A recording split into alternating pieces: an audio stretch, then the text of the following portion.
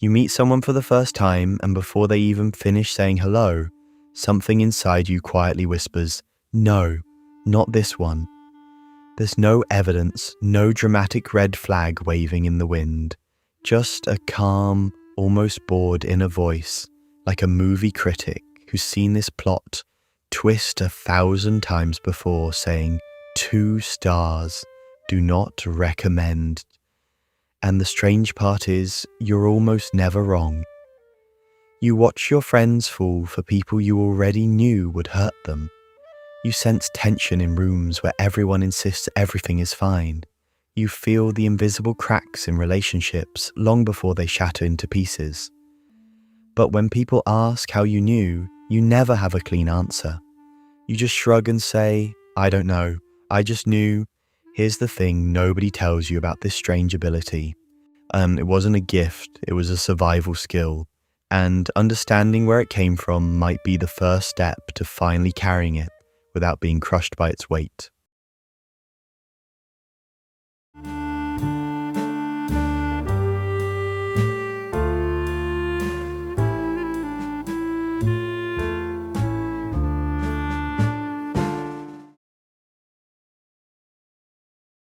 Let's get one thing straight. You did not develop this so-called intuition in some peaceful childhood where everyone gathered around the dinner table to discuss their feelings over chamomile tea. No, you learned to read people in a house where missing a single warning sign could cost you everything. While other kids were learning their times tables, you were learning something else entirely. How to calculate in about half a second whether tonight would be safe, whether that footstep on the stairs meant anger or just tiredness, whether you should make yourself useful, make yourself invisible, or just fake sleep until whatever was coming had passed. Maybe you grew up around rage that showed up without warning, or silence that hurt worse than yelling ever could, or that special kind of crazy making where someone looked you in the eyes and told you nothing was wrong while your whole body screamed that everything was. You learn to read faces the way other people scroll through their phones. One shift in expression, one change in tone, one door that closed a little too hard, and before anyone said a word, your body already knew what kind of night you were in for. You weren't being dramatic, you weren't being too sensitive. You were doing what you had to do to survive. And now, years later, that habit never left. You walk into any room and your brain immediately starts running its silent scan. Who's tense? Who's faking it? Who's about to make this evening difficult for everyone? You don't choose to do this. It just happens, like breathing, like blinking. Your nervous system learned a long time ago that paying attention was the difference between okay and not okay, and it refuses to forget. So when you get that gut feeling about someone, that quiet knowing that something is off, it's not magic. It's memory, your body remembering every pattern it ever had to learn the hard way, and refusing to let you walk into the same trap twice. You look at someone, and you don't just see their face. You see the performance, the way their smile doesn't quite match their eyes, the confidence that's trying a little too hard, the loudness that's covering up something much quieter and sadder underneath. They tell you they're fine, but you can feel the weight of what they're not saying, sitting right there behind their expression, like a conversation they keep almost having, but never do. Most people hear words, you hear everything else, the pause before they answer, the way their voice goes flat when a certain topic comes up, the laugh that sounds more like a reflex than actual joy. You're not listening to what they're saying, you're listening to what their body can't stop leaking, no matter how carefully they choose their sentences. Someone says, "I'm okay, just tired." And you hear, "I'm falling apart, but I don't trust anyone enough to admit it." People feel this about you, even if they can't name it. There's something about being around you that makes pretending harder. That's why strangers tell you things they shouldn't. That's why people break down in front of you when they've been holding it together for everyone else. Some part of them knows you already saw through it anyway. On the good days, this feels like a gift. You make people feel less alone. You catch the things everyone else misses. But on the harder days, it feels like being the only person at a party who can see that everyone's costume is falling apart. They're all laughing, pretending, keeping up appearances, and you're just sitting there, watching the seams split, knowing exactly who's about to unravel and when. That kind of seeing gets lonely, because you can't unsee it. And most people don't want to hear about what you notice. Here's something you probably don't admit out loud. A lot of your accuracy comes from assuming the worst about people before they've done anything wrong. Your brain doesn't give anyone a clean slate. It gives them a probation period, sometimes a long one. Someone comes across as charming, and instead of thinking, "What a delightful person," your brain immediately goes, charisma, let's see what they're hiding behind it. Someone's being really nice to you and you don't relax. You squint, you start running calculations. What do they want? When does the other version of them show up? And if someone seems distant or closed off, you don't assume shy. You assume there's a reason they're keeping you out. And you'd rather figure it out now than get blindsided later. Your brain basically operates on guilty until proven safe. And not just regular safe. Proven safe repeatedly, over time, with witnesses and documentation. And look, the frustrating thing is, you're usually not wrong. The world really does contain people who lie with a straight face. People who seem perfect until you're too invested to leave easily. People who'll tell you you're the problem while they're actively making your life worse. You've met enough of them, so now your baseline assumption is simple. There's probably a catch somewhere. And that quiet, something feels off about this person isn't paranoia. It's pattern recognition your nervous system has kept receipts on every time you trusted too fast. And it's not interested in adding to that file. The problem is, this same reflex that protects you from the wrong people can also push away the right ones. Your brain can't always tell the difference between "this reminds me of someone who hurt me" and "this person is actually dangerous." It just hits the alarm either way. So yeah, you're often right about people, but it's not because you have some mystical gift. It's because you've been burned enough times that your brain now refuses to touch anything that even looks like a stove. Here's something you probably keep to yourself. You test people, not obviously, not dramatically, just quietly, in ways they never notice. You drop a small piece of personal information and watch what happens to it. Does it stay with them? Or does it show up in someone else's mouth a week later? You mention something that matters to you, nothing too vulnerable, and see if they remember it without being reminded. You say no to something small and pay attention to how they handle hearing that word. Do they respect it, or do they push just a little to see if you'll fold?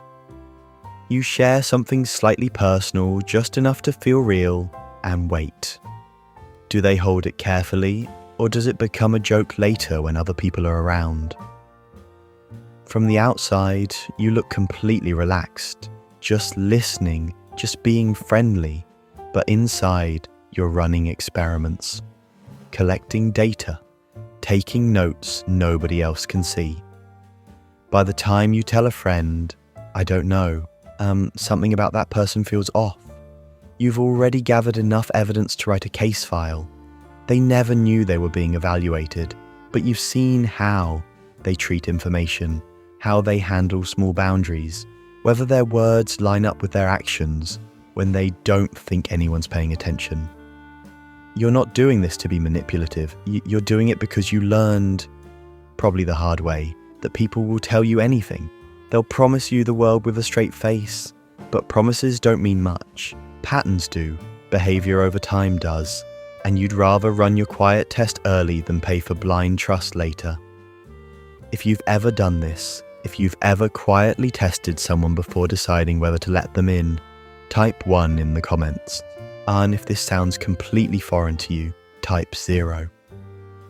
I'm curious how many of us have been running these invisible experiments without ever saying it out loud. Being the person who never gets fooled sounds like a superpower. You see the red flags before anyone else. You dodge disasters your friends walk straight into.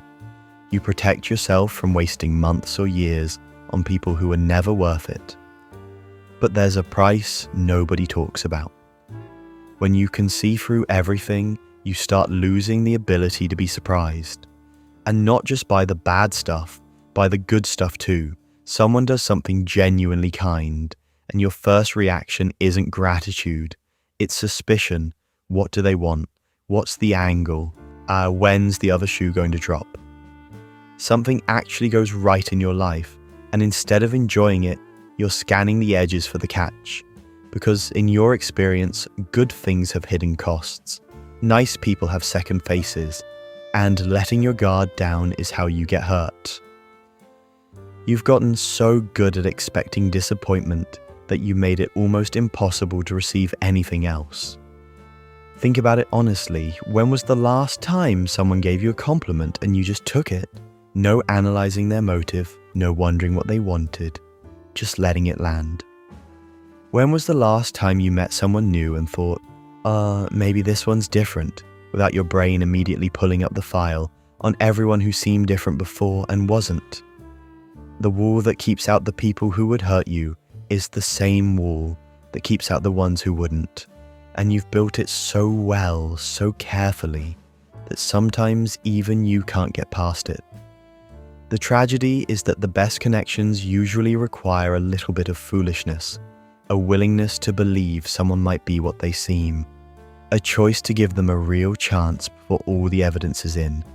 But when your whole system is wired for threat detection, that kind of openness feels like walking into traffic blindfolded.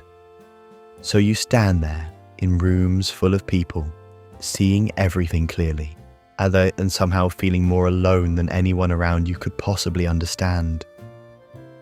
You walk into a room and it's not just people you see, it's weather systems, tension brewing in one corner, resentment simmering between two people pretending to be friendly, someone by the window carrying something heavy and trying very hard to look like they're not. Before anyone said a single honest thing, you've already mapped the emotional landscape of the entire space. You can tell when two people have history, even when they're acting like strangers. Something about how they avoid eye contact a little too deliberately, how they stand just slightly too far apart, how they laugh at things that aren't funny whenever the other one is watching. Your brain picks up all of it without even trying. Someone says, "Oh, I'm totally over them, I'm really happy for them," and you can feel the static underneath those words. Their mouth says peace, their energy says if that person texted right now, they'd have their phone in their hand before the notification finished sounding. Most people listen to what's being said. You're listening to the charge underneath it. You notice when a topic suddenly becomes landmine territory. Even when everyone keeps smiling, you feel the unspoken tension between friends who insist everything is fine while you're sitting there thinking, okay, so we're all just going to pretend that thick cloud of resentment isn't floating directly over this table. Your brain catches micro pauses and half-second delays before fake laughs. The way someone's whole body tightens when a certain name gets mentioned. It files all of it, processes all of it, and hands you a verdict. Something here isn't right. The exhausting part is that most people are terrible at hiding how they actually feel. Their words can be perfect, carefully chosen, completely convincing, but their body language, their timing, how often they check their phone, the energy they're putting out, it all tells a different story. They're speaking two languages at once, one with their mouth, one with their nervous system. Everyone else only hears the first one. You hear both and you can't turn it off. Let me just say it plainly. You're not imagining this. You really do notice more than most people. You really do pick up on things that everyone else sails right past. While other people are just existing in a room, Your brain is running constant scans you never asked it to run. That makes you valuable. It makes you the person people come to when they need someone who actually gets it, the one who sees through the surface when everyone else is fooled by it. But the cost is real too. You rarely get to meet people as they actually are, right now, in this moment. You meet your prediction of them instead. Your brain's already 5 steps ahead, calculating what they'll probably do, how they'll probably disappoint you, when the version of them you're seeing now will crack and the real one will show up.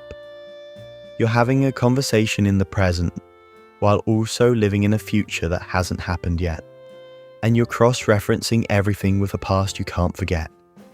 Being fully here, with someone, without all the analysis running in the background, feels almost impossible. And the radar never shuts down. There's no off switch. Even when you want to just relax, just be normal, just enjoy something without picking it apart, your system keeps scanning, keeps filing, keeps noticing things you didn't ask to notice. From the outside, people see someone wise, perceptive, maybe a little mysterious. What they don't see is how tiring it is to always catch what everyone else misses, and to never fully trust words because you're too aware of what's underneath them, to carry around this constant low-grade awareness that you can't do anything about. But here's what I want to leave you with. And I'm not going to wrap this up in some neat little bow because that's not how this actually works. This thing you have, this ability to see, it came from pain. It was built in rooms where not paying attention meant getting hurt. It was sharpened by people who taught you that trusting too easily was dangerous. And it's not going to just go away because you understand it now. The scanner's still going to run. The assumptions are still going to fire. The walls are still going to go up before you even decide to raise them. But maybe, sometimes, you can catch yourself doing it. Maybe you can pause just for a second and ask whether this is a real threat or just an old memory wearing new clothes. Maybe you can let one person, just one, get a little closer than you normally would and see what happens. You've spent your whole life reading other people, figuring them out, protecting yourself from what they might do. Maybe it's okay to let someone try to read you back. Not everyone, not all at once, but someone. You're not broken. You're not too much. You're someone who learned to see clearly in a world that kept lying to you. And that's not something to fix. It's something to carry more gently.